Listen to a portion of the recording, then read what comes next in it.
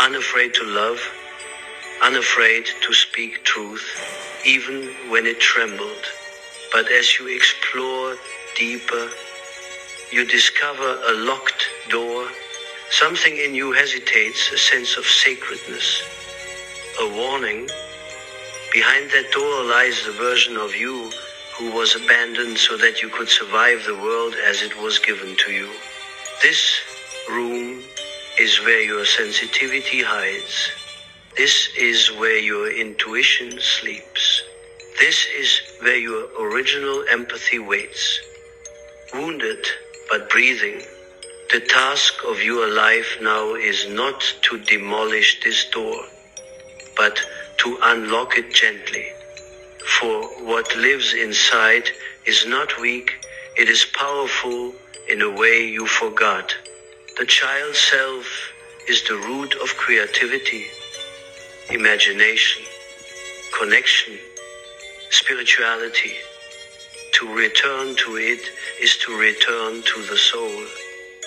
The empath who abandons themselves does so because the world taught them that their emotions were too much, too intense, too fragile, too inconvenient. But intensity is not fragility, it is depth. A deep ocean appears still on the surface, yet beneath it, currents move with unstoppable force. You have mistaken your depth for weakness. The world encouraged this mistake because those who feel deeply cannot be easily controlled. There is nothing more threatening to systems of conformity than a soul who prefers truth over approval. And so your sensitivity was not honored, it was disciplined. You shrank so others could stand tall. You silenced your needs so others could speak louder. You loved without receiving love in return because giving was safer than taking. You became responsible for everyone's emotions except your own. But something in the psyche rebels when it is denied for too long. Suppressed truth does not disappear, it becomes shadow. The shadow, the double of the soul, formed not by darkness, but by disowned light. Your shadow is not cruelty or coldness. Your shadow is the self who refuses to be abandoned any longer, even from their own consequences. In doing so, you sacrificed your own internal world. You left yourself not out of weakness, but out of necessity. Every empath who survives long enough learns this pattern to endure others by abandoning oneself. And although this pattern once functioned as your salvation, it now stands as your deepest wound. For what is survival if the cost is the death of the inner self? What is empathy if it becomes a silent, internal extinction? Now comes the turning, now comes the return. There is something mystical in the psyche, an intelligence deeper than logic, older than language. It does not forget what you suppress. It does not abandon what you abandon.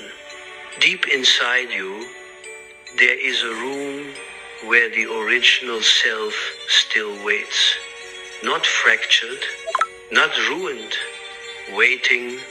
Perhaps you glimpse them in dreams, a younger version of you, barefoot in a field, running freely with hair untamed by expectation. Or perhaps they appear as an animal, wild-eyed and alert, a deer stepping from the forest, or a wolf watching from the edge of consciousness.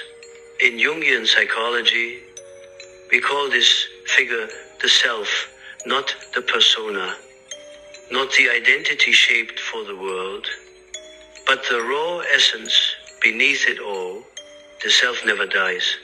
It withdraws to the unconscious, becoming a whisper, a dream, a tension in the chest that refuses to be ignored.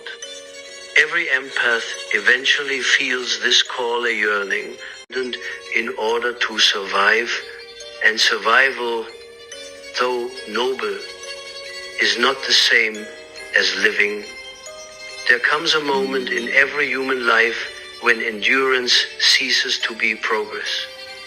When the strategies that once protected us begin to imprison us, when the masks that saved us from harm become the walls that keep us from ourselves.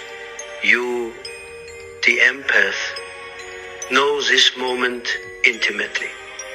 Even if you have not yet spoken it aloud, something within you has grown restless. A quiet tremor beneath the skin, like the pulse of an ancient drum calling you home.